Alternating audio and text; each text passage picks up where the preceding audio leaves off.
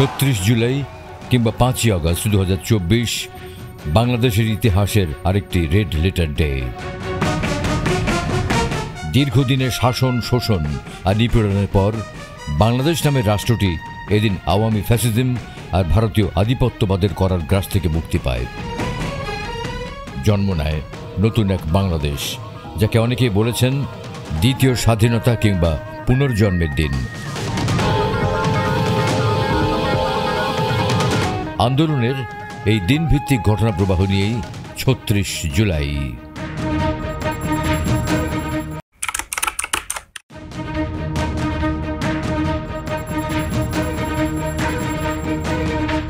খুন, গুম, জুলুমে বিক্ষুব্ধ ক্ষতবিক্ষত রক্তাক্ত বাংলাদেশে একদিকে বেড়ে চলছে মানুষের ক্ষোভ, অন্যদিকে বেড়ে চলছে কারাবন্দী মানুষের সংখ্যা। গোপন বন্দিশালা, আয়নাঘরে আটক অনেকে। এমন প্রেক্ষাপটে ক্ষুব্ধ মানুষ শিক্ষার্থীদের দেখে আসমানি সাহায্য আবাবিল পাখি হিসেবে। ১৬ জুলাই নতুন এক হত্যাযজ্ঞ শুরু হওয়ার পর থেকে সাধারণ মানুষের ক্ষোভ পরিণত হয় বিক্ষোভে। ছাত্রদের নেতৃত্বে চলে প্রতিবাদ, প্রতিরোধ। রাজধানী বাড্ডা, রামপুরা, যাত্রাবাড়ি, শনির আখড়া কিংবা নরসিংদী, গাজীপুর আন্দোলনকারী ছাত্র জনতার নিয়ন্ত্রণে চলে যায়। সর্বশক্তি দিয়ে মাঠে নেমেও পুলিশ, ছাত্রলীগ সহ আওয়ামী লীগ ও এর সহযোগী সংগঠনের নেতাকর্মীরা আন্দোলনকারীদের দমাতে পারেনি।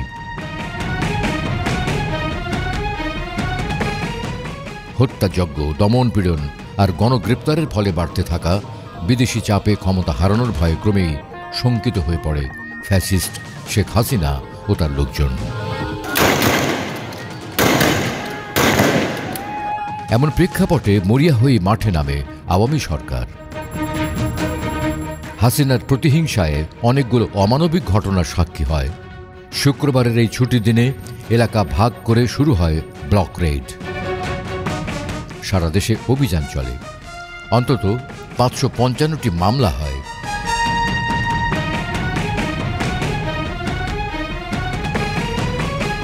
গ্রেপ্তারের সংখ্যা ৬,০০০-এরও বেশি মানুষ। কোনো বাসায় শিক্ষার্থী পাওয়া গেলেই গ্রেপ্তার, এমন একটা পরিস্থিতি তৈরি হয়। জুলাই আন্দোলনটার প্রসঙ্গক্রমে কোটা থেকে আসলে একদম সাধারণ শিক্ষার্থী এবং সাধারণ মানুষের মধ্যে আসলে সেটা রিচ করে ফেলেছিল। তো এই যখন অবস্থা ছিল তখন শেখ হাসিনা আসলে মরিয়া ছিল যে আন্দোলনটাকে কিভাবে দমানো যায়। তারই অংশ হিসেবে আসলে ব্লক রেডটা চালু করা হয়, বিশেষ করে ঢাকাতে। এইটার মূল উদ্দেশ্যটা কিন্তু ছিল সাধারণ শিক্ষার্থীদেরকে হেনস্থা করা, সাধারণ শিক্ষার্থীদেরকে দমানো, সাধারণ শিক্ষার্থীদেরকে ভয় দেখানো।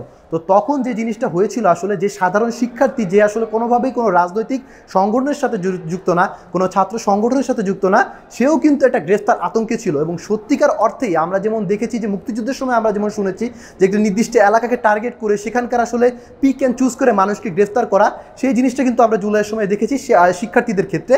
তারা আসলে বিভিন্ন এলাকার ছাত্রলীগ বলেন, যুবলীগ বলেন, তাদের মাধ্যমে রিপোর্ট নিয়ে যে ওই এলাকায় কারা সংগঠক এই আন্দোলনের সাথে, ওই এলাকায় কে আসলে বেশি ভয়েসটা রেজ করতেছে, এই সকল বিষয়কে তারা আসলে টার্গেট করে শুধুমাত্র আন্দোলনে যুক্ত হওয়ার জন্য একদম ব্লকে ব্লকে ভাগ করে রাতের আধারে এই শিক্ষার্থীদেরকে গ্রেফতার করা হয়। এমনকি গুম ও নির্যাতনের শিকার ৩ সমন্বয়ক নাহিদ ইসলাম, আসিফ মাহমুদ ও বাকের মজুমদারকেও গণস্বাস্থ্য নগর হাসপাতাল থেকে বিকেলে উঠিয়ে নিয়ে যায় ডিবি পুলিশ চিকিৎসারত অবস্থা থেকে। রাতে স্বরাষ্ট্রমন্ত্রী জানায় তাদের গ্রেপ্তার করা হয়নি, নিরাপত্তার জন্য নিয়ে যাওয়া হয়েছে। অসুস্থ মানুষ হাসপাতালে নয়, ডিবি হেফাজতে নিরাপদ, এমন অবিশ্বাস্য এক বয়ান তৈরি করে সাধারণ মানুষকে ধোঁকা দেওয়ার চেষ্টা করা হয়।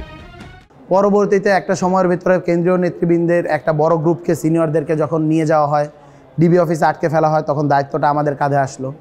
আমাদের ওই সময়ের ভিতরে নিরাপত্তা সংকট দেখা গিয়েছিল, অনেক কিছুই ঘটেছে। আর এর মধ্যে দিয়ে আমরা আন্দোলনগুলোকে চালিয়ে যাই। প্রত্যেক দিনই আসলে কর্মসূচি দিনের পর দিন বেগবান হচ্ছিল। আমরা আসলে সবার সাথে কথা বলে এই আন্দোলনটাকে চালিয়ে নিয়ে গিয়েছিলাম। এমন না যে শুধুমাত্র যারা আমরা রয়েছিলাম আমরাই শুধুমাত্র ডিসিশনগুলো নিয়েছিলাম। সিদ্ধান্ত নেওয়ার ক্ষেত্রে আমরা পুরোপুরি সিদ্ধান্ত নিয়েছি, আর পরামর্শের ক্ষেত্রে আমরা প্রত্যেকটা মানুষের সাথে, প্রত্যেকটা গ্রুপ অফ পিপলের সাথে, যতগুলো ছাত্র সংগঠন রয়েছে, যারা ফ্যাসিবাদ বিরোধী যতগুলো ছাত্র সংগঠন রয়েছে, ফ্যাসিবাদ বিরোধী যতগুলো রাজনৈতিক দল রয়েছে, যতগুলো স্টেক হোল্ডার রয়েছে, কাউকে কিন্তু আমরা আসলে এখান থেকে বাদ দিইনি, বরং সকলের পরামর্শ, সকলের মিলেই আসলে একটা গণ অভ্যুত্থান হয়েছে। শেখ হাসিনা এদিন ঢাকা মেডিকেল কলেজে আহত আন্দোলনকারীদের দেখতে যান। তবে জীবের চেয়ে জড়ের প্রতি তার চিরাচরিত যে মায়া, তার আরও একটি নিদর্শন তৈরি করে হাসপাতালে যাওয়ার আগে তিনি যান মানুষের ক্ষোভের আগুনে পুড়ে অঙ্গার হওয়া রামপুরার বিটিভি ভবনে।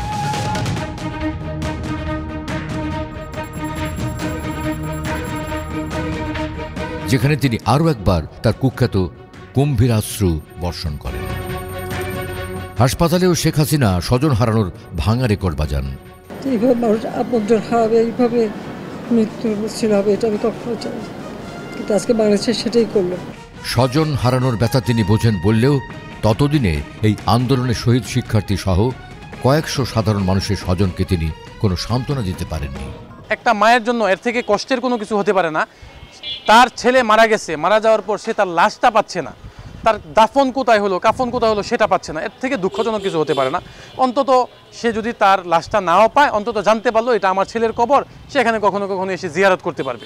এরকম হাজারো হয়তো বা শত শত মায়ের বুক খালি হয়েছে যারা তাদের লাশটা পর্যন্ত পায় নাই, কবর শনাক্ত করতে পারে নাই। আমরা দেখেছি বিভিন্ন জায়গায় গণকবর দেওয়া হয়েছে। স্বাস্থ্য অধিদপ্তর, ঔষধ প্রশাসন ভবন, বিআরটিএ ভবন ভাঙচুর ও পোড়ানো দেখাতে গিয়ে বেশিরভাগ চ্যানেলে টিভি ক্যামেরা জুম করে ক্লোজ শটে দেখায় পোড়ানো গাড়ির কঙ্কাল। শেখ হাসিনার প্রেস কনফারেন্সের নামে এক ধরনের দরবারি আলোচনা শুরু হতো। ওইখানে উনি হাসি তামাশা করতেন, তাকে তোয়াস্তসামত করত। আবার একই সঙ্গে দেখা গেল উনি মানুষের চরিত্র হনন করতেন, বক্তব্যের মধ্য দিয়ে মানুষকে অপমান অপদস্থ করা। অধিকাংশ টেলিভিশনের মালিকের ব্যবসা বাণিজ্য আছে, অন্য ব্যবসা বাণিজ্য আছে, ফলে তাদেরকে হয়রানি করা, তাদেরকে নানানভাবে ঝামেলায় যুক্ত করার চেষ্টা করা, সেটার অংশ হিসেবে। এবং অনেক টেলিভিশনের মালিককে কিন্তু জেলেও যেতে হয়েছে। অনেক টেলিভিশনের মালিককে তারা ক্যান্টনমেন্টে ডেকে নিয়ে নানান রকমের একটা বিশেষ সংস্থা অনেক সময় এক ধরনের হয়রানিমূলক কাজকর্ম করেছে। তো এত কিছুর পরেও কিন্তু দায়িত্বশীল সাংবাদিকতা বলতে যা বোঝায় সেটা অধিকাংশ টেলিভিশনে করে গেছে। আর হাতে গোনা হয়তো 2-3টা টেলিভিশন যারা সরকারের শুধু এটা দালালি না, এটা কোনো সাংবাদিকতা না, যেগুলো করছে মানুষের চরিত্র হনন করছে। শেখ হাসিনাকে খুশি করতে গিয়ে তারা সংবাদের নামে অপসাংবাদিকতা করেছে। তারা সাংবাদিকতা করে নাই, অপসাংবাদিকতা করেছে। সিনেমাটিকভাবে বাংলাদেশের ভগ্নদশার প্রতীক হয়ে উঠেছে এই ভাঙা কাঁচ। গুলি খেয়ে হেলে পড়া আবু সাঈদ, ফারহান, ইমন, দীপ্ত, তাহমিদ, ওয়াসিম, ফয়সাল, শাহজাহান, নুরুল আমিন, শুভ, প্রিয় সহ প্রায় 2 শতাধিক জলজ্যান্ত মানুষের মৃতদেহ যেন সে তুলনায় কিছুই না। গ্রেপ্তার অভিযান অব্যাহত থাকায় বন্দি চাপে কারাগারগুলোতে ধারণ ক্ষমতা 3 গুণ বন্দি ভরেও যেন আটক শিক্ষার্থী জনতা রাখা যাচ্ছিল না। কোটা সংস্কার আন্দোলন মোকাবেলায় নির্দেশনার পরেও মাঠ থেকে পিছু হটতে থাকে আওয়ামী লীগের বেশিরভাগ নেতাকর্মী। এ নিয়ে এদিন বিশেষ বৈঠকে পরিস্থিতি মোকাবেলায় ব্যর্থদের বিরুদ্ধে সাংগঠনিক ব্যবস্থা নেওয়ার কথা জানায় দলটির শীর্ষ নেতৃত্ব। এদিকে সহিংসতায় সপ্তাহের কম সময়ে 2 শতাধিক মানুষের মৃত্যু এবং কয়েক হাজার মানুষ আহত ও দেশব্যাপী যে গ্রেপ্তার অভিযান নিয়ে প্রশ্ন তোলে জাতিসংঘ, যুক্তরাষ্ট্র, যুক্তরাজ্য, জার্মানি, কানাডা সহ বিভিন্ন দেশ। আন্তর্জাতিক কোনো সংস্থা, বিশেষ করে জাতিসংঘ, যখন কোনো দেশের অভ্যন্তরীণ ব্যাপারে যখন মানবাধিকার রক্ষায় কোনো বিবৃতি দেয়, এর মানে হচ্ছে যে মানবাধিকার রক্ষায় যে বৈশ্বিক যেসব নিয়ম, নীতি কিংবা স্ট্যান্ডার্ড আছে সেগুলো মেনে চলার প্রতি সংশ্লিষ্ট সরকারের প্রতি আহ্বান জানানো হয় এবং এর মধ্য দিয়ে একটা বার্তা দেওয়া হয় যে কোনো সরকারের গৃহীত পদক্ষেপের বিরুদ্ধে জনগণের যে কোনো বৈধ আন্দোলন যেগুলো থাকে বা যেটাকে আমরা বলি লেজিটিমেট পলিটিক্যাল ডিসেন্ট, আন্তর্জাতিক সম্প্রদায় এগুলো স্বীকৃতি দেয় না। কাজেই এই ধরনের বিবৃতি যে কোনো আন্দোলনের জন্য সহায়ক হিসেবে কাজ করে, কারণ তাদের মনোবলটা চাঙ্গা করে এক। দ্বিতীয়ত হচ্ছে এটা সরকারের জন্য একটা বার্তা যে সরকার যখন বৈধ ভিন্নমত দমনের জন্য রাষ্ট্রীয় বাহিনীকে যখন শক্তির প্রয়োগ করতে বলে এবং এর মাধ্যমে যখন মানবাধিকারের লঙ্ঘন হয় তখন সেটা মানে সরকার এবং দেশের জন্য কোনো ইতিবাচক বার্তা বয়ে আনে না এবং ইমেজ তৈরি করে না। পরিস্থিতি নিয়ন্ত্রণে নিতে মাত্রাতিরিক্ত বল প্রয়োগ, আইন শৃঙ্খলা রক্ষাকারী বাহিনীর গুলি, দেশের ভেতরকার অভিযানে জাতিসংঘের লোগোযুক্ত যানবাহন ব্যবহার সহ বিভিন্ন কারণে আন্তর্জাতিক সংস্থাগুলো নজরদারি বাড়িয়ে দেয়। বাংলাদেশে সহিংস পরিস্থিতি নিয়ে ব্রিটিশ পার্লামেন্টে পৃথক দুটি প্রস্তাব আনে ক্ষমতাসীন লেবার পার্টির বাংলাদেশ বংশোদ্ভূত দুই সদস্য রূপা হক ও আফসানা বেগম। শুক্রবার রাতে এক বিবৃতিতে বিএনপি মহাসচিব মির্জা ফখরুল ইসলাম আলমগীর সরকার পতনের এক দফা দাবিতে সব গণতান্ত্রিক রাজনৈতিক দল, সামাজিক সাংস্কৃতিক সংগঠন ও শক্তিকে ঐক্যবদ্ধ হওয়ার জন্য জাতীয় ঐক্যের আহ্বান জানান। তবে থেমে থাকে না কালচারাল ফ্যাসিস্টরা। সন্ত্রাস ও নৈরাজ্যকারীদের বিরুদ্ধে কঠোর ব্যবস্থা নিতে সরকারের প্রতি আহ্বান জানিয়ে বিবৃতি দেয় 179 ফ্যাসিস্ট সহযোগী, যেখানে ততদিনে 200-এরও বেশি শহীদ বিষয়টি একদম উপেক্ষিত থেকে যায়।